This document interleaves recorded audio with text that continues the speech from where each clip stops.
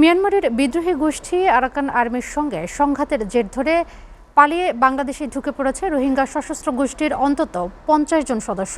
তাদের সবাইকে অবৈধ অনুপ্রবেশের আইনে আটক দেখানো হয়েছে। বিস্তারিত জানাতে কক্সবাজার থেকে সরাসরি যুক্ত হচ্ছেন আমাদের সহকর্মী আহসান সুমন। সুমন, সীমান্তের পরিস্থিতি বিস্তারিত আমাদের জানাবেন। রুদেলা, সীমান্ত পরিস্থিতি কিন্তু উত্তপ্ত এখন। কারণ হচ্ছে এই ঘটনাটির কারণে এই সীমান্তের মধ্যে যে স্থানীয় বাসিন্দারা আছে তারা যে যার জায়গা থেকে রাস্তায় নেমে আসে এবং ওখানে টায়ার জ্বালিয়ে বিক্ষোভ প্রদর্শন করে বেশ কিছু গাড়ি ঘোড়া, ছোটখাটো গাড়ি ঘোড়া তারা ভাঙচুর চালায় এবং তারা বলছে যে সড়ক অবরুদ্ধ করে রাখবে যদি না তাদের এই যে বিচারের সম্মুখীন করতে না পারে তাদেরকে। আসলে ঘটনাটি যেহেতু একটি আন্তর্জাতিক ইস্যু, এখানে বিচারটা খুব সহসায়িত সম্ভব না, যার কারণে তাদের যে এই যে আফনান শিশুটি গুলিবিদ্ধ হয়েছে তার এই ঘটনাটির কারণে পরিবার পরিজন যে আহাজারি, তাদের মধ্যে যে একটি অবস্থা সেটি কিন্তু নিঃসন্দেহে দুঃখজনক বলা চলে।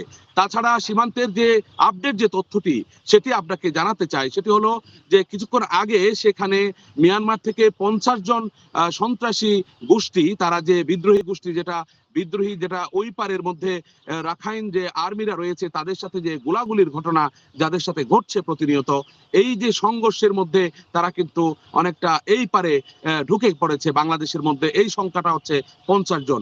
Cox's Bazar BGB sector commander Mohiuddin Ahmed, colonel Mohiuddin, তিনি আমাদেরকে জানিয়েছেন যে এখানে এ পর্যন্ত তারা 50 জন মতো মিয়ানমারের বিদ্রোহী জঙ্গি গোষ্ঠী যারা স্বাধীনতাকামী যারা যুদ্ধ করছে সেখানে, সেই লোকগুলো এখানে আশ্রয় নিয়েছে, বাংলাদেশে ঢুকে পড়েছে এবং তাদেরকে এখানকার হোয়াইটং পুলিশ ফাঁড়ি এবং টেকনাফ থানা পুলিশের লোক এসেছে, পাশাপাশি সেনাবাহিনী বিজিবি এখানে টহল জোরদার করেছে। তাদেরকে আটক দেখানো হয়েছে, সীমান্তে অনুপ্রবেশ আইন দিয়ে তাদেরকে আটক রাখা হয়েছে। আপাতত তারা এখন পর্যন্ত বিজিবি হেফাজতে রয়েছে, সেখান থেকে তারা পুলিশের মাধ্যমে হয়তোবা তাদেরকে জিজ্ঞাসাবাদের পরে কারাগারে পাঠানো হবে আইনি প্রক্রিয়ার মাধ্যমে, যেহেতু তারা অন্য দেশের নাগরিক।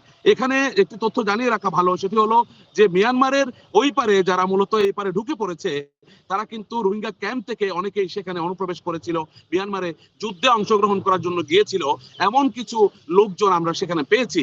তারা আমাদেরকে বলেছেন যে তারা কক্সবাজারের বিভিন্ন রোহিঙ্গা ক্যাম্প থেকে মিয়ানমারের ওই পারে অর্থাৎ রাখাইনে যুদ্ধে অংশগ্রহণ করার জন্য তারা সেখানে গিয়েছিল, যেটা তাদের দেশের স্বাধীনতা যুদ্ধ বলা চলে। তারা সেখানে যে রাখাইন সম্প্রদায় যারা আছেন তাদের সাথে মূলত যুদ্ধটা চলছে, যাদেরকে মগবাগি বলা হয় স্থানীয়দের ভাষায়।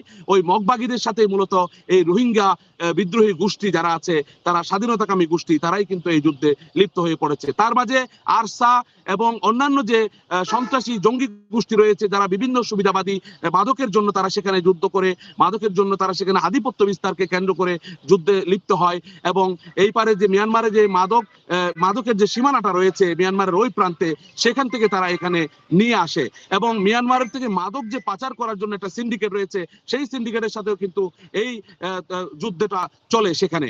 সব মিলিয়ে কক্সবাজারের যে সীমান্ত পরিস্থিতি এখন খুবই উত্তপ্ত এবং এখানে বিজিবির অতিরিক্ত ফোর্স মোতায়েন করা হয়েছে, সেনাবাহিনী রয়েছে, অন্যান্য যে বাহিনীগুলো আছে সবগুলো সতর্ক অবস্থানে রয়েছে। রুদেলা, কক্সবাজারের সীমান্ত পরিস্থিতি এখন এই পারে স্বাভাবিক রয়েছে, তবে আইন শৃঙ্খলা বাহিনী এবং সীমান্ত বাহিনী কড়া নজরদারি এবং নিরাপত্তা ব্যবস্থা জোরদার করা হয়েছে।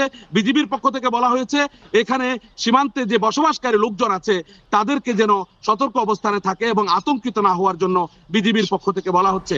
আর সর্বশেষ যে তথ্যটি আমরা পেয়েছি সেটি হলো যে আফনান যে শিশুটি গুলিবিদ্ধ হয়েছে সে আসলে মারা গেছে বলে যে তথ্যটি দেওয়া হয়েছিল সেটি ভুল এবং সে এখনো পর্যন্ত বেঁচে আছে, চট্টগ্রাম মেডিকেলে উন্নত চিকিৎসাধীন আছে।